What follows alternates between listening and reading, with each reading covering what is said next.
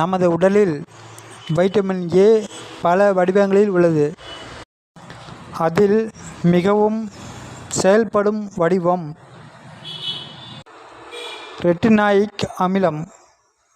இந்த ரெட்டினாயிக் அமிலமே ஆண்கள் மற்றும் பெண்கள் இருவரின் இனப்பெருக்க ஆரோக்கியத்திற்கும் அத்தியாவசியமானது.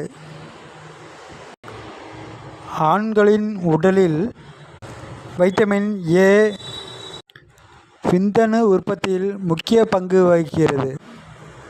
அதாவது விந்தணுக்கள் உருவாகும் செயல்முறைக்கு இது அவசியம்.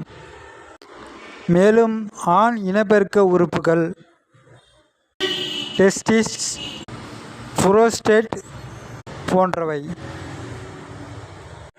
சரியாக செயல்பட வைட்டமின் ஏ சத்து தேவைப்படுகிறது. குறிப்பாக இந்த சத்து குறைந்துவிட்டால் விந்துக்களின் எண்ணிக்கை குறையலாம். இதன் விளைவாக கரு உருவாகாமல் ஏற்படும் அபாயம் உள்ளது. அதே நேரத்தில் பெண்களின் இனப்பெருக்கத்திற்கும் வைட்டமின் ஏ முக்கிய சத்தாக உள்ளது. வைட்டமின் ஏ கருமுட்டை உருவாக்கம் மற்றும் கருப்பை உள்வரி சவ்வின் ஆரோக்கியம் ஆகியவற்றை பராமரிக்க உதவுகிறது. பொதுவாகவே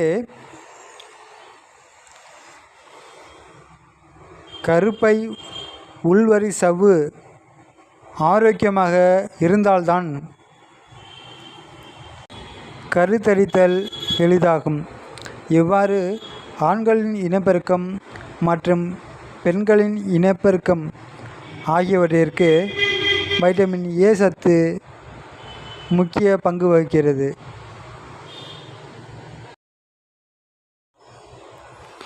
கருவுற்ற தாய்மார்களுக்கு வைட்டமின் ஏ சத்து அவசியமானது என்பதை பார்த்தோம். வைட்டமின் ஏ கருவில் வளரும் குழந்தையின் இதயம், நுரையீரல், சிறுநீரகம் போன்ற ராஜ உறுப்புகள் சரியாக உருவாக உதவுகிறது. வைட்டமின் ஏ குறைபாடு இருந்தால் கரு வளர்ச்சி மந்தமாகவும் சில நேரங்களில் பிறப்பு குறைபாடுகள் ஏற்படும் அபாயமும் உள்ளது. அதனால் கர்ப்பிணிகள் தங்கள் மருத்துவரின் ஆலோசனைப்படி சரியான அளவு வைட்டமின் ஏ பெறுவது மிக மிக அவசியம்.